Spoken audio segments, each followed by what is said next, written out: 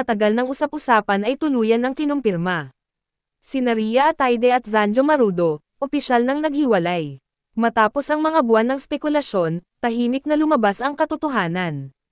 Narito ang buong ulat. Matapos ang ilang linggong pananahimik, isang kumpirmasyon ang tuluyang nagpatigil sa lahat ng haka-haka. Ang relasyon ni Rhea Atayde at Zanjo Marudo ay tuluyan ng nagwakas. Sa gitna ng mga bulong-bulungan, mga post na puno ng pangungulila, at mga larawan nilang unti-unting naglaho sa social media, malinaw na ngayong tapos na ang kwento ng pag-ibig na minsang hinangaan ng marami. Ayon sa mga malalapit sa dalawa, hindi raw naging madali ang kanilang desisyon. Matagal daw nilang pinag-isipan kung paano haharapin ang unti-unting paglayo ng kanilang mga damdamin. Marami raw silang sinubukang paraan, mga pag-uusap na nauwi sa luha, mga pagkakataong pilit nilang isalba ang relasyon sa pamamagitan ng paglalakbay at pagpapatawad, ngunit sa huli, tila naubos na ang sigla at init ng pagmamahalan na dati nagsilbing sandigan ng kanilang buhay.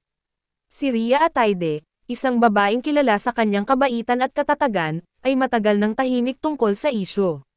Ngunit nitong mga nakaraang araw, napansin ng kanyang mga taga-subaybay ang biglaang pagbabago sa kanyang mga pahayag, mga cryptic posts na tila nagpapahiwatig ng pagtatapos, mga linyang puno ng pagod at pagbitaw. Samantala, si Zanjo Marudo, na dati madalas magbahagi ng masasayang litrato nila, ay unti-unting nanahimik. Wala nang mga larawan nilang magkasama, wala nang mensahe ng pagmamahal, tanging katahimikan at pagod ang makikita sa kanyang mga mata.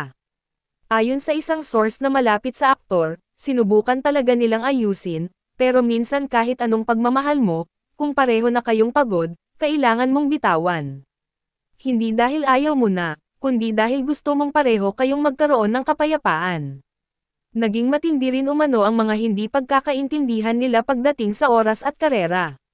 Si Rhea, abala sa kanyang mga proyekto bilang aktres at public servant, samantalang si Zanjo ay patuloy na binubuhos ang oras sa kanyang mga teleserye at pelikula.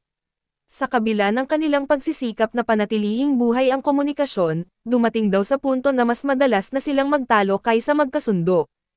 Isang taong malapit kay Rhea ang nagsabing, hindi ito biglaan. Matagal na nilang ramdam na may mali, pero pareho silang umaasa. Hanggang sa napagtanto nilang, baka mas makabubuting maghiwalay na lang kaysa magkasakitan pa. Sa kabilang banda, hindi rin may kakaila ang labis na kalungkutan ni Zanjo.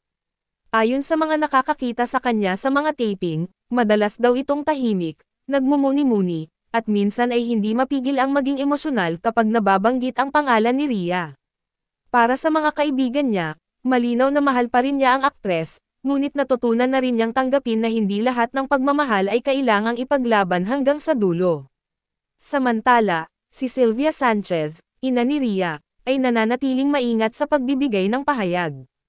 Gayunpaman, sinabi raw nitong higit sa lahat, ang mahalaga ay ang kaligayahan ng kanyang anak, at kung sa paghihiwalay man ito matatagpuan, handa siyang suportahan ito. Marami naman sa mga tagahanga ang nabigla at nalungkot. Sa social media, bamahan ng mga mensaheng puno ng suporta at pangunawa, mga mensaheng nagsasabing kahit maghiwalay man sila, mananatili pa rin silang inspirasyon ng pag-ibig na minsang totoo, malinis, at puno ng pag-asa. Habang naglalakad si Rhea sa mga event ngayon, kapansin-pansin ang bagong sigla sa kanyang mukha, isang siglang may halong lungkot, ngunit puno ng tapang. Tila isa itong babae na, matapos ang lahat, ay piniling bumangon. Si Zanjo naman ay mas piniling umiwas muna sa mga panayam, tila ninanamnam ang katahimikan, sinusubukang buuin muli ang sarili sa likod ng mga ngiti sa kamera. Ang kanilang paghihiwalay ay hindi isang